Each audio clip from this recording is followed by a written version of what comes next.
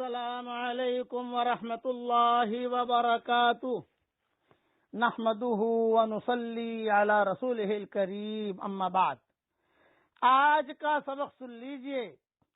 آج کے سبق کی سرخی ہے حضور صلی اللہ علیہ وسلم کی سیرت، پارٹ نمبر 42۔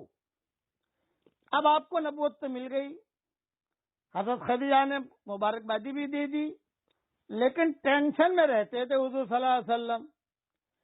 تو حضرت خدیجہ نے کہا کہ دیکھیے حضرت، آپ اللہ کے نبی ہیں اور آپ اللہ کے رسول برحق ہیں، میں گواہی دیتی ہوں۔ اسی بات پر حافظ عسقلانی نے نقل کیا ہے کہ یہ روایت صراحتاً اس بات پر دلالت کرتی ہے کہ سب سے پہلے علی الاطلاق ساری مخلوقات میں سب سے پہلے حضرت خدیجہ ایمان لائی ہیں، کہ سب سے پہلے حضرت خدیجہ نے اقرار کیا کہ آپ اللہ کے نبی ہیں، میں اقرار کرتی ہوں۔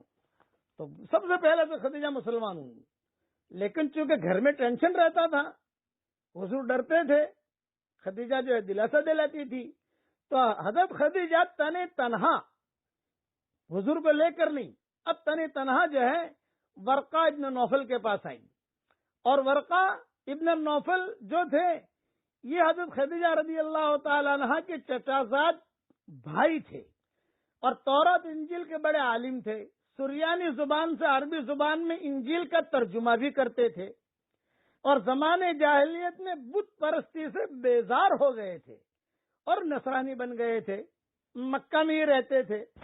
اس وقت بہت بوڑھے اور نابینا ہو چکے تھے۔ ان سے تمام واقعہ حضرت خدیجہ نے چپکے سے آ کر بیان کیا۔ کہا کہ دیکھ بھائی، تم میرے چچا بھائی ہو، اب یہاں ہمارے گھر میں تو ٹینشن شروع ہو گیا، میرے تو بچے بھی ہو گئے، اور یہ جو ہے میرا شوہر، یہ ایسی ایسی باتیں ہو رہی ہیں گھر میں۔ تو ورقہ ابن نوفل نے جب سنا تو ورقہ ابن نوفل نے کہا لئن کنتے صدقتنی انہ لیاتیہ ناموس عیسیٰ۔ خدیجہ، یہ باتیں جو تو کہہ رہی ہے، اگر تو سچ کہتی ہے تو یقین ہے کہ ان کے پاس وہی فرشتہ آتا ہے جو عیسیٰ علیہ السلام کے پاس آتا تھا اور جو موسیٰ علیہ السلام کے پاس آتا تھا، اس لیے بالکل گھبرا مت تو، یہ ان کو نبوت مل گئی ہے۔ یہ ورقہ ابن نوفل نے کہا، چونکہ یہ بڑے آدمی تھے اور حضرت خدیجہ کے چچا بھائی بھی تھے۔ اب حضرت خدیجہ واپس آئی حضور صلی اللہ علیہ وسلم کے پاس اور کہا کہ چلو میرے ساتھ چلیے، میرے ساتھ چلیے۔ حضور صلی اللہ علیہ وسلم کو لے کر ورقہ کے پاس آئی اور کہا کہ میرے چچا بھائی، اپنے بھتیجے کا حال خود ان کی زبانی سنیے۔ تو ورقہ نے آپ سے مخاطب ہو کر کہا، اے بھتیجے بتلاؤ کیا دیکھا؟ تو حضور صلی اللہ علیہ وسلم نے تمام واقعہ سنایا۔ ورقہ نے جب آپ کا کلام سنا تو سنتے ہی حق کا یقین آ گیا کہ جو کچھ آپ فرماتے ہیں وہ بالکل برحق ہے، اور ورقہ نے اس حق کا اعتراف کیا اور اس کو تسلیم کیا۔ اور ورقہ نے یہ بھی کہا کہ یہ جو کچھ بھی آپ کے ساتھ ہوا ہے یہ فرشتہ ہے، یہ شیطان نہیں ہے، فرشتہ ہے یہ۔ اور کاش، یعنی ورقہ نے کہا، کاش کہ میں تمہارے زمانے پیغمبری کو دیکھتا، قوی ہوتا، توانا ہوتا، طاقتور ہوتا، میں تمہاری خوب مدد کرتا۔ بس ایک نصیحت کرتا ہوں تم کو، میری نصیحت دھیان سے سنو محمد، ایک نصیحت کرتا ہوں، ساری تورات اور انجیل کا خلاصہ، کہ جب تم کو یہ نبوت ملی ہے تو تمہاری قوم تم کو وطن سے نکالے گی اور تمہیں بہت ستائے گی، جھیل لینا، نگل جانا، اگلنا مت، اور اسے برداشت کرنا۔